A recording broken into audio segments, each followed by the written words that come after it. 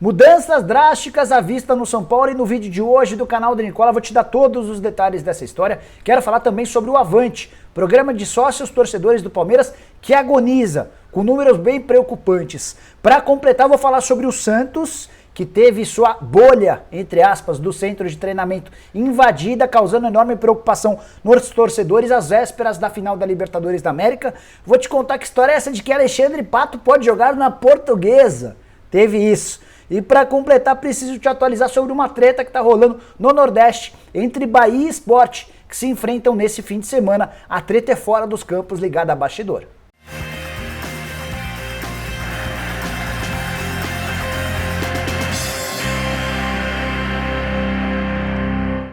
Fala aí pessoal, sou o Jorge Nicola, bem-vindos a mais um vídeo do canal, bem legal ter vocês por aqui. E antes de passar todas as informações, pedir para vocês deixarem um like no vídeo e se inscreverem no canal. Para se inscrever é tão simples, só apertar esse botãozinho vermelho de inscrever, custa nada, vai, aperta aí para dar uma força e uma moral para esse canal, beleza? Bora começar falando sobre a treta no Nordeste, que envolve Bahia e Sport. Tudo porque durante essa semana o Lucas Drubsky, que era o diretor executivo de futebol do Sport, foi contratado pelo Bahia. Só antes de falar sobre essa treta, deixa eu ilustrar tudo o que está acontecendo. O Bahia tem problemas com o Diego Serri já há algum tempo. Eu tenho contado para vocês que o Serri passa por momentos particulares complicados. E há algum tempo ele já não tem conseguido exercer sua função de diretor executivo. O Bahia foi ao mercado, tentou prospectar nomes, chegou a conversar com o Alexandre Pássaro, ex-gerente de futebol do São Paulo, que acabou fechando com o Vasco. E na última semana, nessa semana para ser mais preciso, o presidente do Bahia, o Guilherme Benintani, teve um papo com o Lucas Drubsky para conversar, para entender se valeria a pena ou não contratá-lo. O Benintani acabou entendendo que era bacana a contratação do diretor executivo de futebol do Sport e foi assim que foi contratado. Só que o Sport reagiu muito mal à contratação, não gostou do fato de o Bahia não ter comunicado aos dirigentes do Sport a respeito dessa contratação. O Guilherme Benintani, através de uma nota oficial, explicou da seguinte maneira, abre aspas, meu primeiro contato com o Lucas foi na quarta, me agradou bastante. Fiz o convite para compor nossa equipe de trabalho e avisei que ligaria para o presidente do Sport. Mas Lucas me disse que preferiria tratar primeiro ele mesmo com o Sport, pela relação que já possuía com o clube e respeitei o desejo do profissional. Cada um define como quer comunicar sua saída. Tenho o maior respeito pelo Sport. A partir de sua saída lá, vamos discutir a vinda dele para compor o nosso departamento de futebol do Bahia, fecha aspas. Só para dar uma atualizada em cima dessa declaração, o Drubsky já foi confirmado como novo diretor executivo de futebol do Bahia. O que o Benintani quis dizer é que a opção de não conversar de dirigente do Bahia, de presidente do Bahia com o presidente do Sport, foi do próprio Lucas, que prometeu resolver essa questão internamente. Só que os dirigentes do Sport alegam que o Lucas não comunicou que estava indo para o Bahia. Ele teria afirmado apenas que recebeu um convite, uma proposta melhor e que deixaria o Sport, tudo isso em meio à semana, a preparação para o jogo contra o Corinthians em São Paulo. E para completar toda essa confusão, qual é o próximo jogo do Sport? Contra o Bahia, um jogo absolutamente decisivo na luta contra o rebaixamento, marcado para domingo, na Ilha do Retiro, às 18h15. O Sport recebendo o Bahia, os dois times seriamente ameaçados pelo rebaixamento, ambos têm 32 pontos, o Bahia é o 15º, o Sport é o 16º, eles só estão à frente do Vasco, que é o primeiro time na zona do rebaixamento pelo número de vitórias. Todos têm 32 pontos, mas o Bahia e o Sport têm mais vitórias do que o Vasco. Bora te ajudar a entender por que Alexandre Pato passou a ser especulado nas últimas horas pela Portuguesa. Uma brincadeira de redes sociais, mas que levou muita gente a acreditar nessa possibilidade. Na noite dessa quinta-feira, como costuma fazer com alguma frequência, o Pato vai lá e faz postagens aleatórias. E ele postou um leão na sua conta no Twitter. Algumas horas depois, já nessa sexta-feira, a Portuguesa pôs 2 olhinhos. Como resposta a essa postagem do leão, todo mundo sabe que o mascote da Portuguesa é um leão. Foi o suficiente para que muita gente nas redes sociais começasse a repercutir a possibilidade de o Alexandre Pato jogar na Lusa. Muitos dizendo que era furada para a Portuguesa, outros dizendo que o Pato não poderia jogar na Lusa, enfim, foi uma baita confusão, a ponto de a própria Portuguesa, através da sua conta oficial no Twitter, ter esclarecido que era apenas uma brincadeira. A declaração na postagem da Lusa foi a seguinte: foi só uma brincadeira para agitar essa sexta-feira, além da legenda, a imagem com a frase torcedores, calma. Pois é, o Pato não vai jogar na Portuguesa, não existe a menor possibilidade. Lusa que tem se reforçado bem para o Campeonato Paulista da Série A2 e para a disputa da Série D do Campeonato Brasileiro, a Lusa optou, como campeã da Copa Paulista, em jogar a 4ª divisão do Campeonato Nacional, de olho na possibilidade de lá na frente voltar à elite brasileira, mas ainda não é hora de discutir a respeito de Alexandre Pato, que segue desempregado desde a metade do ano, quando rescindiu o seu contrato com o São Paulo. Bora falar sobre o Santos com um assunto polêmico. Teve gente sendo convidada a estar no centro de treinamento do Santos, pessoas nada a ver com o dia a dia do clube. Isso às vésperas da final da Libertadores da América, o que causou enorme preocupação nos torcedores do Santos, até por causa do coronavírus, que já causou enormes prejuízos no Santos. Para entender melhor essa história, a gente precisa contar que o Ney Silva, mais conhecido como a Voz da Várzea, é um influenciador com 610 mil seguidores no Instagram. Ele foi convidado e esteve no CT do Santos, até tirou fotos, fez stories e postagem na sua conta no Instagram. Uma das fotos é com o Caio Jorge, ele foi lá para conhecer a estrutura, para falar com os jogadores, e o que irritou, não só torcedores, mas também dirigentes do Santos e jornalistas, é o fato de o Santos ter criado uma bolha.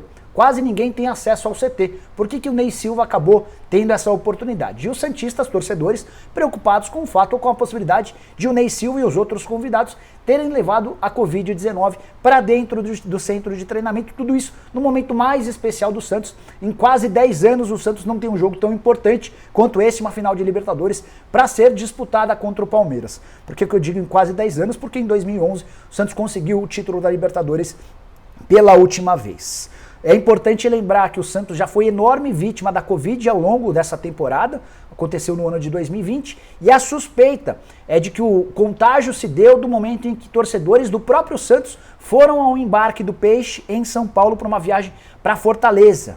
E aí houve uma aglomeração, os torcedores tiveram contato com os jogadores e com o técnico Cuca, e a consequência pode ter sido o fato de 18 atletas do Santos, mais membros da comissão técnica, terem testado positivo. Isso causou enorme problema para o Santos ao longo da temporada.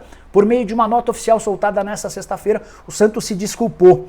De acordo com essa nota, por uma falha, 3 pessoas foram autorizadas a visitar a área. E o Santos afirma também que vai tomar as medidas internas para que isso não se repita. Tomara que seja assim. O Santos não pode, às vésperas de um confronto tão importante, num ambiente extremamente profissional, cometer um vacilo desse. Bora falar agora sobre o São Paulo e as mudanças radicais pelas quais passará o tricolor muito em breve. E quando eu falo em mudanças, eu falo em demissões em massa, especialmente no departamento de futebol. O mais curioso é que esse conceito contradiz aquilo que pensava a nova diretoria do São Paulo, composta pelo Júlio Casares, há coisa de poucos dias, no início do ano de 2021. Na virada de dezembro para janeiro, o São Paulo era líder do Campeonato Brasileiro, vivia uma situação confortável, com uma boa folga em relação aos seus concorrentes, e o São Paulo já trabalhava nos bastidores para mudar o contrato do Fernando Diniz, garantindo assim ao treinador um aumento salarial e também um contrato um pouco mais seguro. Haveria uma multa rescisória em caso de demissão. Até o Raí estava se beneficiando dessa história, havia quem defendesse dentro da diretoria que o Raí continuasse no São Paulo até dezembro. O acordo verbal firmado entre o Raí e o Casares previa que ele ficaria apenas até o fim do Campeonato Brasileiro. Pois com essa sequência de 5 tropeços consecutivos, eliminação contra o Grêmio na Copa do Brasil na semifinal e 1 ponto conquistado nos últimos 12 disputados no Campeonato Brasileiro, e todo esse planejamento mudou. Já é certo que o Fernando Diniz não ficará para o restante da temporada. Quando o Campeonato Brasileiro acabar, com ou sem título, o Fernando Diniz não permanecerá. Vou te dizer mais. Se o São Paulo for derrotado pelo Curitiba nesse sábado, como eu já contei para vocês nos últimos dias, Fernando Diniz será demitido pelo São Paulo. Júlio Casares foi bastante pressionado a demitir o Diniz depois da derrota por 5-1 para o Inter na quarta-feira. O Júlio entendeu que haveria a necessidade de dar mais uma chance ao Diniz e aos jogadores. Se o São Paulo não aproveitar essa oportunidade, o Diniz será demitido e a gente pode ver mudanças também no elenco a partir do jogo de sábado. Então logo o jogo acabe, se o São Paulo for derrotado, o São Paulo vai iniciar um processo de reformulação. Já é certo que 3 jogadores não ficam no São Paulo para o restante do ano. São eles, o lateral direito Juan Fran, que é extremamente caro, R$600 mil por mês. São Paulo não vai renovar o contrato do Juan Fran, que termina em fevereiro. Rojas, atacante que viveu bons momentos no São Paulo, mas passou por 2 cirurgias, também não ficará, o vínculo dele também termina no mês de fevereiro. No mês de março acaba o contrato do Carneiro, atacante uruguaio, que também está fora dos planos, outro que não fica. E para fechar, o São Paulo também promete mudanças na comissão técnica. Então, Raí, Fernando Diniz, 3 jogadores que eu já citei, outros atletas que podem não continuar e membros da comissão técnica, todos serão convidados a deixar o tricolor nos próximos dias. Quero fechar o vídeo com um levantamento exclusivo que eu fiz para tratar sobre a situação do Avante, programa de sócios torcedores do Palmeiras. Verdão que faturou muito dinheiro nos últimos anos com o seu programa de sócios torcedores. Por exemplo, na temporada de 2019 foram 46 milhões de reais. Na temporada de 2018, 48 milhões de reais. Mas, por conta da pandemia do coronavírus, por conta da impossibilidade de os torcedores estarem no estádio, o Avante agoniza seu pior momento desde que foi reformulado e passou a ter esse nome em 2013. Atualmente o Palmeiras tem apenas 35 mil sócios torcedores adimplentes, ou seja, pagando em dia. Esse número é o mesmo do fim da temporada de 2013, quando o Palmeiras havia reformulado o seu programa de sócios torcedores. Nem em 2014, com aquele time horroroso, que correu enorme risco de rebaixamento, o Palmeiras tinha tão poucos sócios torcedores. Embalado pela inauguração do Allianz Parque, na oportunidade, o Verdão havia fechado 2014 com 63 mil sócios torcedores e a partir daí uma escadinha sempre para cima. 2015 o Palmeiras registrou 115 mil sócios torcedores, foram 60 mil adesões apenas no ano de 2015. Em 2016, embalado pelos títulos e por um grande elenco, o Palmeiras teve 127 mil sócios torcedores, era na oportunidade o segundo clube com mais sócios do país. Na temporada de 2017, uma pequena queda, 122 mil sócios torcedores na metade do ano, mas com essa marca o Palmeiras chegou a ser o clube com mais sócios torcedores do país. Em 2018, mais uma queda, o Palmeiras aumentou o preço do Avante e a gente viu o Palmeiras caindo para menos de 100 mil sócios torcedores, apesar disso, com um faturamento de 48 milhões de reais. Temporada de 2019, mais uma queda. Ainda assim, o Palmeiras faturou 46 milhões de reais, foi o quarto clube que mais faturou com programas de sócios torcedores. Veio o ano de 2020 e antes mesmo da pandemia, o Palmeiras registrava apenas 53 mil sócios torcedores adimplentes. Só para você entender a queda brusca pela qual vem passando o Avante. Em 2021, informação que veio do próprio Palmeiras, nesse exato momento são 35 mil sócios torcedores. Durante o período da pandemia, a perda foi de 26% dos sócios, ou seja, cerca de 12 mil sócios torcedores deixaram de pagar suas mensalidades em dia. O Palmeiras torce muito para que o público volte a ser liberado nos estádios, porque imagina que a partir daí o torcedor do Palmeiras terá orgulho e terá vontade de voltar a ser sócio torcedor. Por exemplo, às vésperas da Libertadores da América. Seria uma enorme oportunidade de faturar com um programa de sócios torcedores, o mesmo vale para a final da Copa do Brasil. Mas, apesar de ir bem dentro de campo, o Palmeiras sofre demais com as consequências da pandemia da Covid e registra o seu pior número de associados desde 2013. Bom, pessoal, eram essas as informações que eu queria dividir com vocês no vídeo de hoje do canal do Nicola. Espero que vocês tenham curtido o vídeo e deixem um like por aqui. Quem ainda não se inscreveu no canal do Nicola, resolve esse problema agora mesmo, apertando esse botãozinho vermelho de inscreva-se. Combinado? Obrigado, nos vemos a qualquer momento assim que surgirem mais notícias. Até lá, tchau, tchau!